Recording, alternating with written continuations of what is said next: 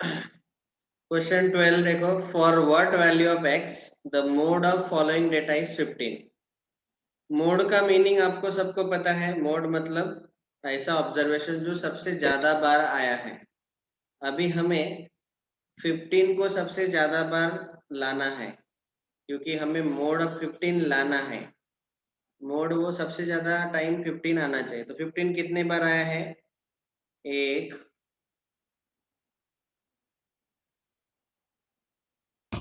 Sir, what is the syllabus for advanced test? 3। 15 3 बार आया है। बाद में पूछ लेना बेटा, wait now, let us complete the doubt. हाँ, 15 कितने बार आया भाई? 1 2 3, ठीक है।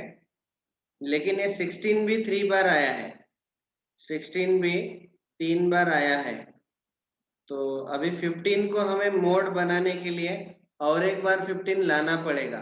तो ये जो x+9 है, इसको हमें 15 बनाना पड़ेगा। तो x के जगह कितना डालेंगे? x+9 15 आना चाहिए। तो x के जगह कितना डालेंगे? 6।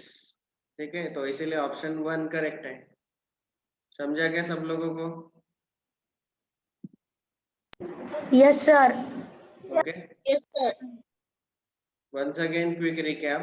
देखो, यहाँ पे 16 3 बार आया है और 15 भी 3 बार आया है।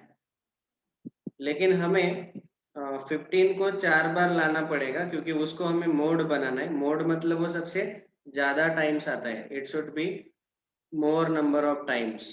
तो इसीलिए ये x+9 जो है, ये हमारे हाथ में है। उसको 15 बना सकते हैं, या तो उसको 16 बना सकते हैं। तो उसको हम 15 बनाएंगे, क्योंकि हमें मोड 15 चाहिए।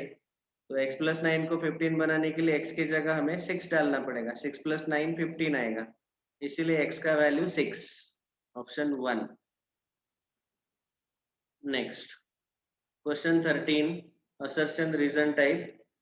इस डेटा का मीडियन 109 है, ये ट्रू है कि फॉल्स है, पहले चेक करो। Sir, तो मीडियन मतलब अभी देखो यहाँ पे 1 2 3 4 5 6 7 8 ऑब्जर्वेशंस है। तो जब भी इवन नंबर ऑफ ऑब्जर्वेशंस रहते हैं, तो हम सबसे पहले उन सारे ऑब्जर्वेशन को क्या करते हैं? असेंडिंग ऑर्डर में लिखते हैं। सबसे पहले सबसे छोटा लिखो 102, उसके बाद 103, 103, then 105, 107, then 107 के बाद 111, 120, 124, 124 दो बार आया है। 124, 124, ठीक है। 1 2 3 4 5 6 7 8।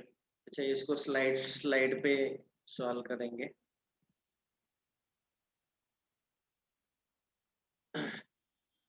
सो इनको हमने असेंडिंग ऑर्डर में लिख लिया। 102, 103, 105, 107, 111,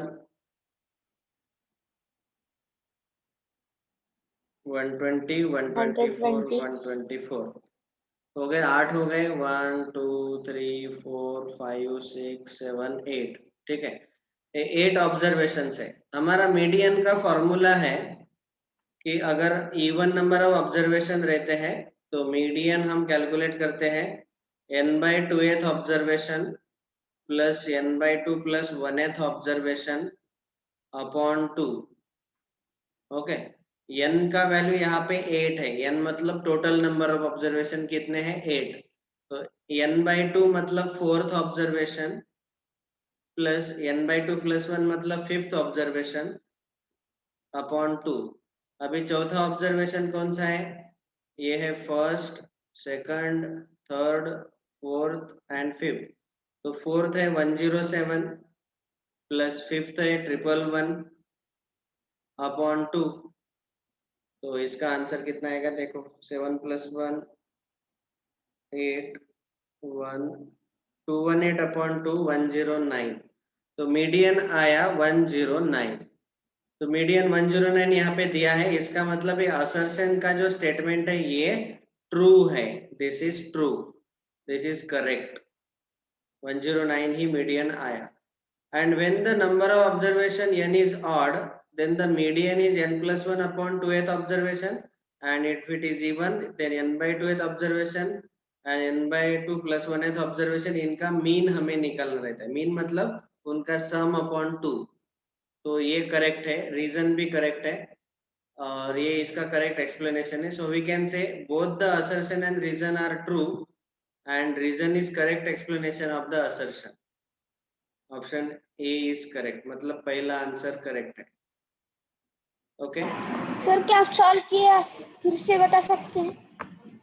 देखो, मीडियन को सॉल्व करते वक्त हम क्या करते हैं, अगर इवन नंबर ऑफ ऑब्जर्वेशंस है तो टोटल ऑब्जर्वेशन जो है 8 है, तो हम n का वैल्यू 8 लेते हैं, और मीडियन निकालते वक्त n/2 नंबर का ऑब्जर्वेशन और n/2 + 1 नंबर का ऑब्जर्वेशन, इस सीक्वेंस में n/2 मतलब चौथा ऑब्जर्वेशन कौन सा है यहाँ पे 107, वो लिया, और n/2 + 1 मतलब 8/2 + 1, 8/2 4 + 1 5, पांचवा ऑब्जर्वेशन 111, दोनों का सम अपॉन 2 आएगा 109। समझा क्या? Yes sir. Yes sir. ठीक है, यस सर। ये हमने ऑलरेडी थियरी में लिखा है, रीजन भी करेक्ट है, और ये 109 भी आंसर करेक्ट है, मतलब both are true, and second is the correct explanation of the first. Option A is correct, first option. 14th question, ये बहुत ही सही क्वेश्चन था, यही मैंने सबसे टफ क्वेश्चन डाला पूरे चैप्टर में। सर ये तो बहुत इजी था। इजी था सच सर, में? ये बहुत इजी था। अच्छा, वेरी गुड। इजी था सर। तो मेरा assumption गलत हुआ। Mean of 5 observation is 14. One of the observation is wrongly read as 10 for 30. Then find out the correct mean. तो देखो, 5 ऑब्जर्वेशन का मीन 14 है, मतलब क्या?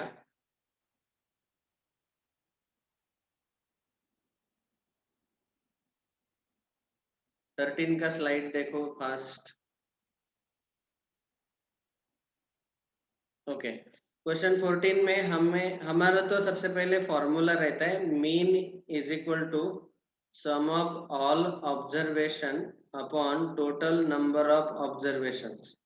अभी यहाँ पे हमें दिया है कि 5 ऑब्जर्वेशन का मीन 14 है, तो मीन कितना है 14, नंबर ऑफ ऑब्जर्वेशन कितने हैं 5, और उनका सम हमें पता नहीं है।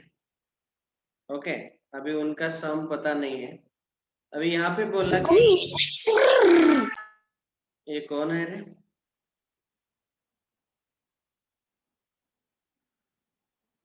तो स्प्रे जगबाप होगा, ऐसा यूज किया हुआ है।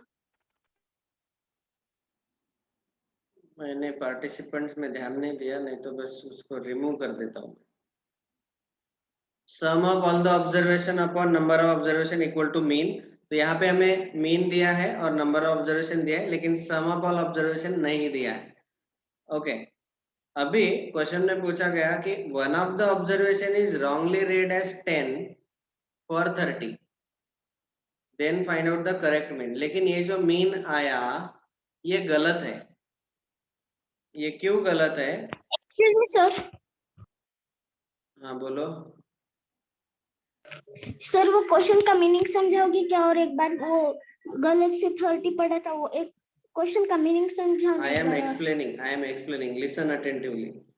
ओके, देखो ये जो मीन है ये इनकरेक्ट है, क्योंकि क्या हुआ, यहाँ पे एक ऑब्जर्वेशन था, जो ऑब्जर्वेशन हम सम में लिखते हैं वो 10 लिखा गया, लेकिन वो एक्चुअली 30 था। ओके, एक ऑब्जर्वेशन 10 था, मतलब समझो फॉर एग्जांपल कुछ 5 ऑब्जर्वेशन है, फॉर एग्जांपल बता रहा हूँ, 11 12 13 14 10, ऐसे 5 ऑब्जर्वेशन है, लेकिन गलती से क्या हुआ, यहाँ पे ये जो 5 ऑब्जर्वेशन है वो 10 नहीं है, वो एक्चुअली 30 है। तो अभी जब गलत हमने मीन निकाला तो वो 14 आया, गलत वाला मीन। अभी इस ऑब्जर्वेशन को 30 बना के अभी एक्चुअल मीन कितना आएगा ये पूछा हमें। समझा क्या सब लोगों को? Yes sir. ओके। सो ये इनकरेक्ट मीन है और ये करेक्ट मीन कितना आएगा वो पूछा गया। तो क्या हुआ, यहाँ पे 10 रॉन्ग था और 30 करेक्ट ऑब्जर्वेशन है। तो यहाँ पे हमने सम ऑफ ऑब्जर्वेशन में एक ऑब्जर्वेशन जो है वो 10 लिया गया। तो उसकी वजह से अभी देखो सब लोग ध्यान से देखो कि हम ऐसा लिख रहे 14 is equal to sum of 4 observation, 4 observation का सम प्लस 5वां ऑब्जर्वेशन हम 10 लेंगे, इज इक्वल टू 5, ऐसा आएगा। ओके। और जो करेक्ट मीन है वो आएगा सम ऑफ 4 ऑब्जर्वेशन प्लस 10 के जगह पे 30 अपॉन 5। ये हमें फाइंड आउट करना है करेक्ट मीन कितना आता है। मैंने क्या किया देखो, यहाँ पे ऊपर 5 नंबर का सम आएगा, ऑब्जर्वेशन कितने हैं टोटल 5, तो 5 का सम आना चाहिए। उसमें से मैंने यहाँ पे 4 का सम लिया और 5वां उसमें 10 ऐड कर दिया। ठीक है, ये था रॉन्ग मीन के लिए रॉन्ग वाला आंसर। और करेक्ट वाले में 10 के जगह हमें 30 लिखना पड़ेगा, ये 5वां ऑब्जर्वेशन जो है।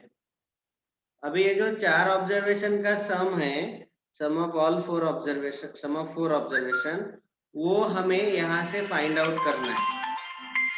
ठीक है, 4 ऑब्जर्वेशन का सम यहाँ से हमें मिल जाएगा, उसका वैल्यू यहाँ पे डाल दो और वहां से हमें मीन मिल जाएगा। तो सम ऑफ 4 ऑब्जर्वेशन जो है वो हमें अभी फाइंड करना है। तो सम ऑफ 4 ऑब्जर्वेशन के जगह पे हम x डालते हैं, तो वो आएगा 14 is equal to X plus 10 upon 5। तो इस 5 को लेफ्ट में शिफ्ट करो, 14 into 5 is equal to X plus 10, 70 is equal to X plus 10, x is equal to 70 minus 10, 10 को लेफ्ट में शिफ्ट करेंगे तो माइनस होगा, तो 60 आएगा। तो ये 4 ऑब्जर्वेशन का सम 60 आएगा। और यहाँ पे सम ऑफ 4 ऑब्जर्वेशन 60 लिखो, 60 plus 30 upon 5, 90 upon 5, that is 18। तो एक्चुअल आंसर 18 है मीन का, ऑप्शन 3। ठीक है, समझा क्या सब लोगों को? Yes sir. ओके। तो यहाँ पे 4 ऑब्जर्वेशन का सम जो है, जो कि हमने x लिया, वो पहले हमें फाइंड करना रहता है। ओके, इस स्लाइड का आप चाहे तो स्क्रीनशॉट ले लो और समझने का ट्राई करो, जिनको नहीं समझा वो अगले लेक्चर में मुझे पूछ लेना। Last question 15, mean of first 10 natural number is, पहले 10 नेचुरल नंबर का मीन कितना आएगा? तो पहले 10 नेचुरल नंबर का अगर आपने सम लिया तो वो आएगा यहाँ से लेके 10 तक, सम लिया तो 55 आएगा, 55 बाय 10 5.5। और वैसे भी मैंने इसका एक शॉर्टकट बताया था कि अगर सीक्वेंस में नंबर आते हैं और इवन नंबर ऑफ टाइम्स आते हैं तो जो बीच वाले दो रहते हैं उनका एवरेज ले लो, 5 प्लस 6 अपॉन 2, 11 बाई 2 5.5। जो बीच वाले दो है उनका एवरेज जो है वही मीन आता है। ओके, ऐसे आप कर सकते हैं, ये शॉर्टकट था। या फिर सम upon 10, 55 upon 10 5.5। Okay, so thank you all very much. With this we complete the doubts. Tomorrow we will start with MTG. Leader board, सब लोग, हाँ बोलो बेटा। सर लीडर बोर्ड दिखाई है ना? लीडर बोर्ड, अच्छा, अभी मैं फिर से स्क्रीनशॉट निकाल के भेज देता हूँ ग्रुप पे। Yes sir. ओके अभी Sir, what is syllabus for advanced test? Advance test में एक मिनट मुझे रिकॉर्डिंग